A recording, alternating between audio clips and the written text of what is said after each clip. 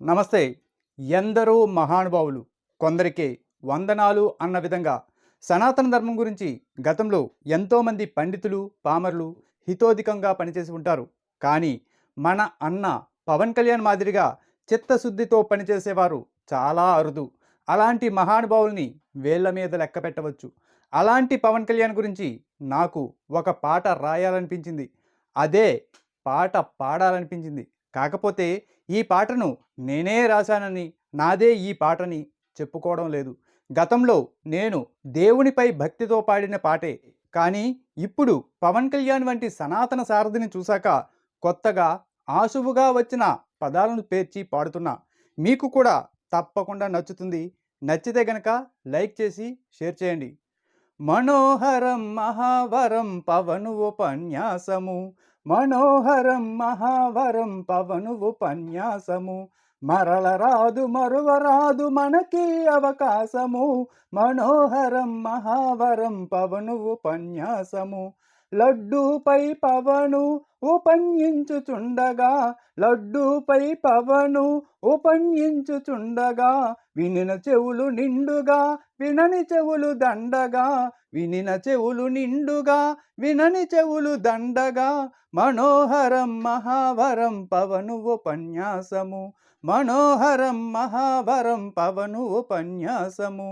గుడిమెట్లకు పవను పసుపు పూస్తూ ఉండగా, గుడిమెట్లకు పవను పసుపు పూస్తూ ఉండగా, కనిన కనులు నిండుగా కనని కనులు దండగా, కనిన కనులు నిండుగా కనని కనులు దండగా, మనోహరం మహావరం పవను ఉపన్యాసము, మనోహరం మహావరం పవను ఉపన్యాసము. పవన నామధేయుడు మేరీ మాత భక్తుడు, పవన నామధేయుడు మేరీ మాత భక్తుడు, మనోహరం మహావరం పవను ఉపన్యాసము. సనాతన సారథి సత్యానికి వారధి, సనాతన సారథి దేశానికి వారధి, మనోహరం మహావరం పవను ఉపన్యాసము. మరలరాదు మరువరాదు మనకి అవకాశము, మనోహరం మహావరం పవను ఉపన్యాసము. శ్రీమద్రమో పవన గోవింద హరి. అంతా బాగుంది. కానీ మధ్యలో మేరీ మాత భక్తుడు అని ఎందుకన్నావు అని అడుగుతారు కదా. నాకు తెలుసు. కాకపోతే అందుకు కారణం చెప్పే ముందు చాలా మంచి నీతి కథ చెప్తాను. అది మీరు గతంలో విన్నా వినకపోయినా చాలా బాగుంటుంది. ఖచ్చితంగా విని తీరాల్సిందే. అదేమంటే, ఒకానొక శివభక్తుడు చాలా ఎక్కువగా శివపార్వతుల్ని పూజిస్తూ ఉంటాడు. అలాంటి వ్యక్తి ఒకరోజు పూజ చేస్తూ ఉండగా పార్వతీదేవి శివునితో, నాథా, ఆ భక్తుడు మనల్ని ఎంతలా పూజిస్తున్నాడో, మనమంటే ఎంత భక్తితో ఉన్నాడో చూశారు కదా, నాకు ఆ భక్తుడి భక్తి చాలా నచ్చింది అన్నారంట. కానీ శివుడు ఆమెతో, దేవి, ఎంత భక్తి అయినా సరే ఈరోజు ఇదే ఆయన ఆఖరి పూజ అని చెప్పాడంట. అదేంటి నాథ అలా అంటారు అని అంటే, ఏమీ లేదు, ఈ రోజుతో ఆయన ఆయుష్ తీరిపోయింది అన్నాడంట. అలా ఎందుకు? పాపం ఇంకా చాలా వయసు ఉంది, ఇప్పుడే చనిపోవడం ఏంటి? అందున మన భక్తుడు, అతన్ని కాపాడాల్సిన బాధ్యత మనకి ఉంటుంది కదా అందంట. కానీ పరమశివుడు, దేవి, కాలం చెల్లాక ఎవ్వరైనా సరే తనువు చాలించాల్సిందే, దానికి ఎవ్వరూ అతీతులు కారు అని చెప్పాడంట. కానీ పార్వతీదేవి మాత్రం మొండి పట్టుదల పట్టిందట.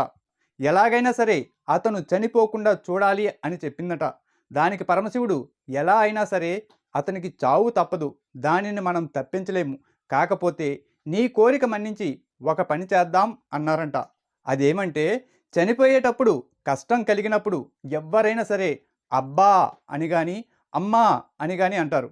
ఈ మన భక్తుడు కూడా చనిపోయే సమయంలో అబ్బా అన్నాడనుకో, నేను వెళ్ళి కాపాడుతాను, అమ్మా అన్నాడనుకో, నువ్వు వెళ్ళి కాపాడు అని చెప్పాడంట. చిరునవ్వు నవ్వుకుంటూ చెప్పాడు. పార్వతీదేవి సరేనని చూస్తూ ఉందంట. ఇంతలో ఆ భక్తుడి ఆయువు మూడింది. అతని నెత్తిపై ఎక్కడి నుంచో వచ్చి ఒక బండరాయి పడింది. అలా పడగానే అతను అమ్మా అనకుండా, అబ్బా అనకుండా, చచ్చాన్రో అన్నాడంట. అలా అనడం వల్ల అటు పార్వతి కానీ ఇటు ఈశ్వరుడు కానీ ఇద్దరూ రక్షించలేకపోయారు. అతను చనిపోయాడు. ఇది కథ. ఈ కథ ఎందుకు చెప్పాను అంటే ప్రతి ఒక్కరం కూడా చాలామందిని చూస్తూ ఉంటాం. కొందరు రామ రామ అంటారు, కొంతమంది శివ శివ అంటారు, కొంతమంది సాయిరామ్ అంటారు. ఊత పదాల్లాగా బాగా అలవాటు చేసుకుంటారు.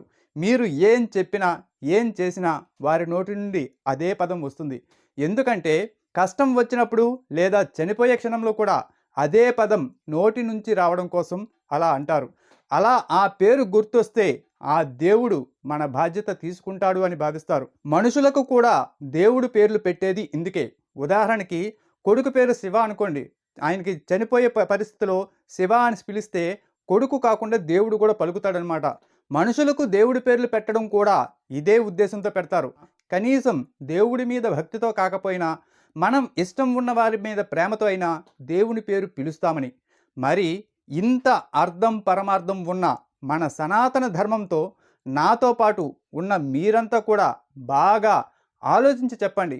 మీకు కష్టం వస్తే ఎవరిని తలుచుకుంటారు? హిందువులైన మీరు మరియమ్మని తలుచుకుంటారా? నాకు తెలిసి అలా ఎవ్వరూ తలుచుకోరు. మరి తిరుమల లడ్డు అపవిత్రం అయిపోయిందని భావించి విజయవాడ కనకదుర్గ గుడి మెట్లకు పసుపు పూసిన పవన్ కళ్యాణ్ ఎవరిని తలుచుకుని ఉంటాడు చెప్పగలరా? సనాతన సారథి, సత్యానికి వారధి మన పవన్ కళ్యాణ్ గారు మరియమ్మని తలుచుకున్నాడంట. అదేంటి, కష్టం రాగానే తల్లి దుర్గమ్మ అనో, లేదా అమ్మ భవానీ అనో, లేదా వెంకటేశాయ అనో తలుచుకోవాలి కదా. అలా తలుచుకుంటే కష్టం మాట దేవుడెరుగు, ముందు క్రిస్టియన్ ఓట్లు పోతాయి కదా. నాకు తెలుసు మీరు ప్రూఫ్ అడుగుతారని. సరే వినండి. నాకు ఎందుకు జీసస్ క్రైస్ట్ ఇష్టమో చెప్తాను. ఒకసారి ఇక్కడ నా డైరీలో రాసుకున్నాను. ఒకరోజు నా పెద్ద కొడుకు పడిపోయాడు. వాడు ఇంత వయసప్పుడు పడిపోతే వాడు మోకాళ్ళకి రక్తం వచ్చింది. వస్తే నాకు మోకాళ్ళు నొప్పి వచ్చేసినాయి. నాకు అప్పుడు నాకు గుర్తొచ్చింది మేరీ మాత గుర్తొచ్చింది. విన్నారా? కొడుకు కాలికి దెబ్బ తగిలితే మన హిందూ మతాన్ని ఉద్ధరించే ఈ అభినవ మతోద్ధారకుడికి హిందూ దేవీ దేవతలు ఎవ్వరూ గుర్తు రాలేదు. ఈ వీడియోలో చాలామంది గమనించని విలువైన పాయింట్ కూడా ఇంకోటి ఉంది. ఒకరోజు నా పెద్ద కొడుకు పడిపోయాడు. వాడు ఇంత వయసప్పుడు పడిపోతే వాడు మోకాళ్ళకి రక్తం వచ్చింది. వస్తే నాకు తన కొడుకుకి మోకాలికి గాయమైతే ఈయనకి మోకాలు నొప్పి పెట్టిందంట. వామ్మో వాయో, శతకోటి దండాలు రాయ్యా. కాదు అస్సలు చాలు, శత సహస్ర కోటి దండాలు రా నాయన. నీకో దండం, నీ ఫ్యాన్స్కో దండం. నిజంగా గొడ్డు మాంసం తింటూ గోవులను పూజిస్తానని నిన్ను వెనకేసుకు వచ్చే నీ ఫ్యాన్స్ ఉన్నారు చూడు, వామ్మో భరించలేం. పోనీ ఏదో మీ ఇంట్లో నువ్వు ఒక్కడవే తేడా అనుకుంటే ఇంటందరూ అలాగే ఉన్నారేంట్రా స్వామి. నీ చిన్నన్నయ్య అదే 10 రూపాయలైనా ఇవ్వండి అంటూ స్కానర్ పట్టుకుని తిరుగుతాడు కదా, ఆయన ఏమన్నాడు ఒక్కసారి వినండి. దేవుడు అనే కాన్సెప్టే రాంగ్ కాన్సెప్ట్. నాకు తెలుసు. I don't believe in God. నీకు చెప్పాను నేను, దేవుడు అనేది మనం కన్వీనియన్స్ కోసం మనం తయారు చేసుకున్నాం. విన్నారా? దేవుడు లేడంటూ కరాఖండిగా చెప్తున్నాడు. ఇంకో అన్నయ్య అద్భుతమైన నటనా చాతుర్యం కలిగిన మెగాస్టార్, ఆయన ఏమన్నాడో వినండి. చూస్తుంటాను ఈ రోజు చాలా మంది అనొచ్చు, లేకపోతే నేను నమ్ముతాను దాన్ని, దేవుడు అనేవాడు లేడు, దేవుడు అనేవాడు nothing but inner consciousness. But అది చిన్నపిల్లలకి చెప్పకూడదు. చిన్నపిల్లలకి చెప్తే కన్ఫ్యూజ్ అయిపోతారు. సో భగవంతుడు ఉన్నాడనే నమ్మండి, భగవంతుడి ఇంటరాక్ట్ అవ్వండి. ఇవన్నీ కూడా లేటెస్ట్ స్టేజ్ లో ఇవి నాతో నేను సంభాషించుకోవడం తర్వాత తెలుస్తుంది. బట్ ఎస్ దట్ హౌ నన్ను నేను మార్చు. విన్నారు కదా? వీరే కాదు, వీరి తండ్రి గారు కూడా చాలా గొప్ప గొప్ప అభ్యుదయ భావాలు కలిగిన సనాతన ధర్మం ఉద్ధారకుడే. ఆయన దీపం దగ్గర సిగరెట్ వెలిగిస్తాడు. మరి కుటుంబం మొత్తం ఇంతలా మన హైందవ ధర్మాన్ని, సనాతన ధర్మాన్ని కాపాడుతూ ఉంటే అలాంటి వారిపై పాట రాయాలనిపించడం తప్ప అండి? సరే, చిట్ట చివరిగా పవన్ కళ్యాణ్ గారు తానే స్వయంగా దర్శకత్వం వహించిన సినిమాలోని పాట గుర్తుందా మీకు? నమ్మొద్దు నమ్మొద్దు రన్నో నాయకుణ్ణి గుమ్మాని కురిదీస్తాడమ్మో నమ్మినోని. నమ్మొద్దు నమ్మొద్దు రన్నో నాయకుణ్ణి గుమ్మాని కురిదీస్తాడమ్మో నమ్మినోని.